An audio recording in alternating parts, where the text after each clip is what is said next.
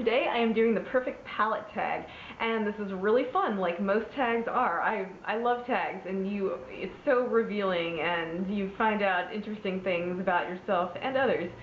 So, this tag was also very hard. I sat here for a good long while looking at these palettes and trying to figure out which one really suited each category, and honestly I could have swapped and interchanged in a few places, but I finally got it down to a spot that I think reflects my current feelings about my palette situation as it stands right now.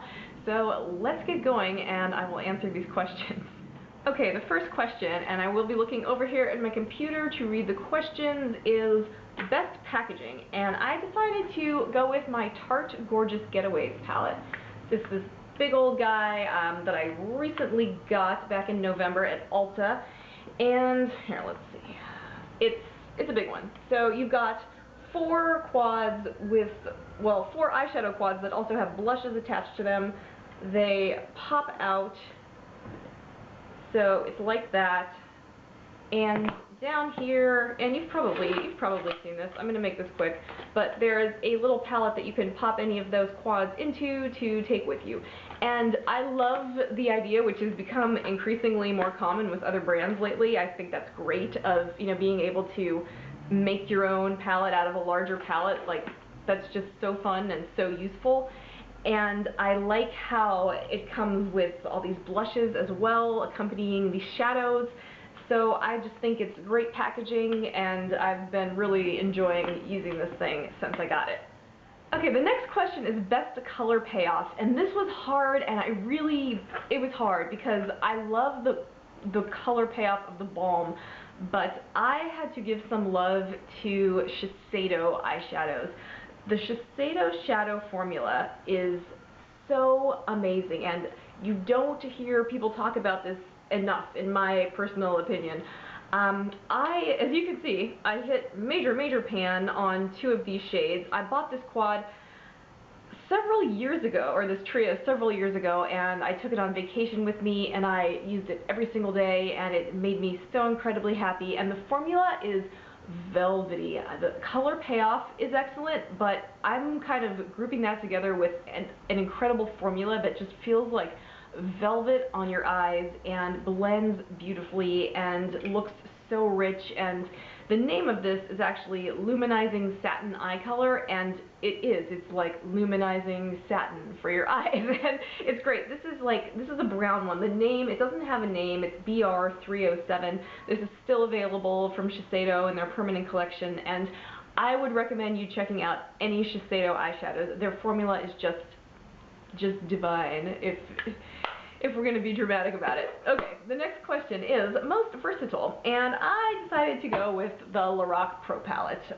That just had to be mentioned, and it's true. I mean, it's so incredibly versatile for several reasons, because you have lots of mattes and lots of satins, because you have neutrals and some nice bold colors, because you have warms and cools, because I think virtually any skin tone could use this palette really successfully and enjoyably. So it's a really great palette. It's versatile. It's versatile in the sense that you can take it with you or whatever. You can just have this and be really happy for a few weeks traveling. I really appreciate the versatility of the Lorac. The next category is best for travel, and I chose the Hourglass Ambient Lighting Palette.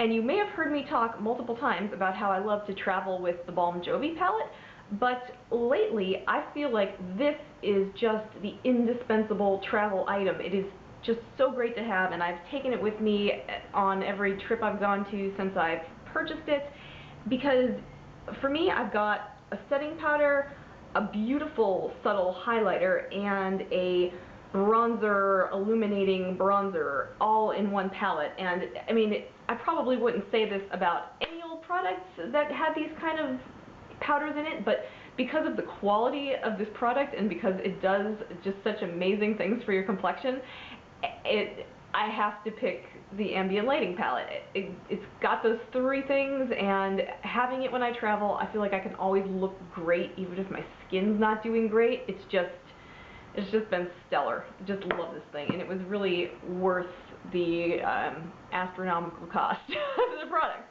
Okay, the next category is biggest regrets. This was actually the easiest one to decide. For me, it's the Balm Meet Matte Nude.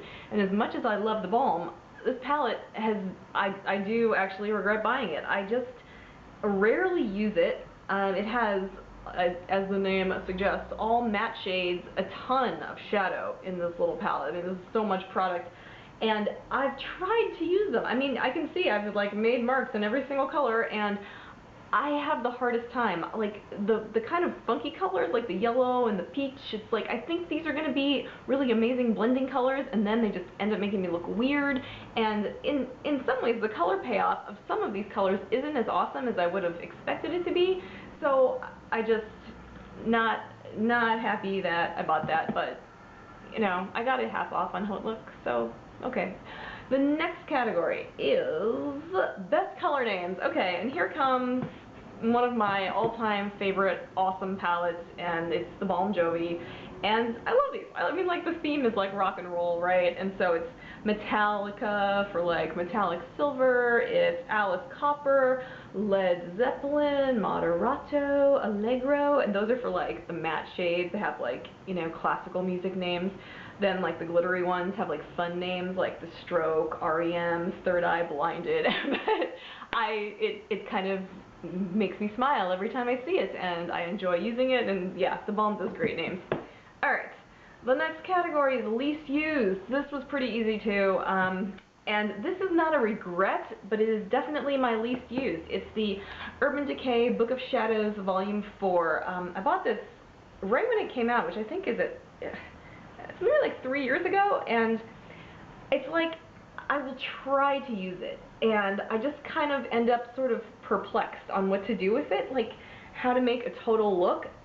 I really am, and it's not that I don't like the colors in it, and there is a lot of shimmer, and it took me a long time to learn how to use a lot of these colors without major fallout. Like the first time I did like a purple eye look with this one, and it was like comical how much fallout I had on my face because I didn't know so much how to use it.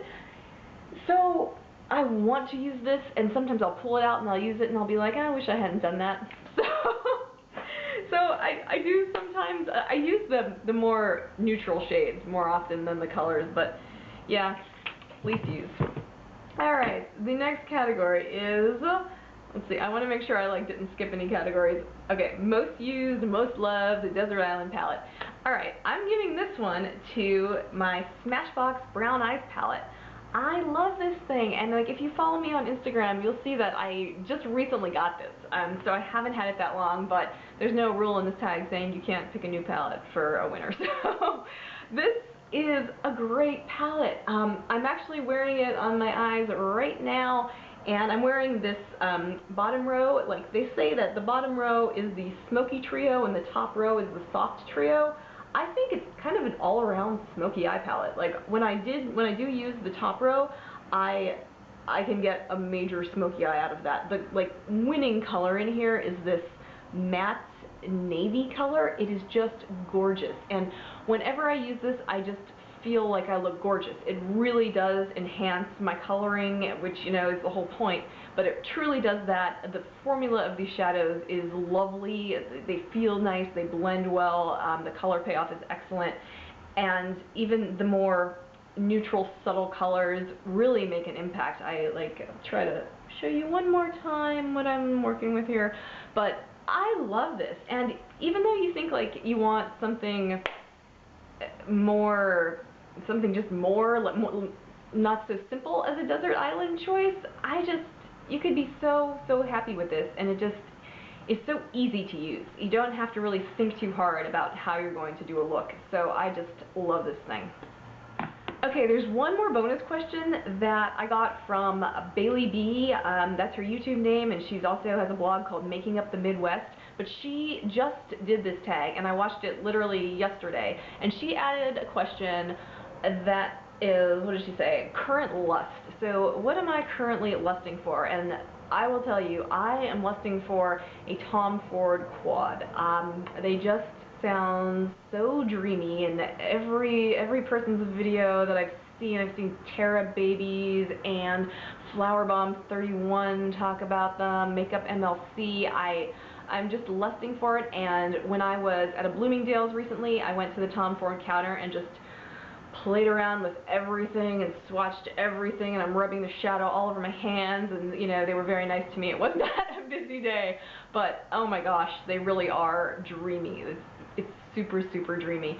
So I would love that, and I would also love a Bare Minerals Ready eyeshadow quad. Yeah, the little quads. I think they are very expensive, and saying that, you know, next to the Tom Ford, I don't know, like, okay, so Bare Minerals really isn't that expensive, but I really like that formula. I think it feels so comfortable going on your eyes, and since I have sensitive eyes, I really appreciate that. So those are my lusts. Okay guys, that is all. I hope you enjoyed seeing some of my palettes, some of my favorites and not so favorites. If you haven't done this tag, I definitely tag you. It's a really fun one to do. So thank you so much for watching, and have a wonderful day.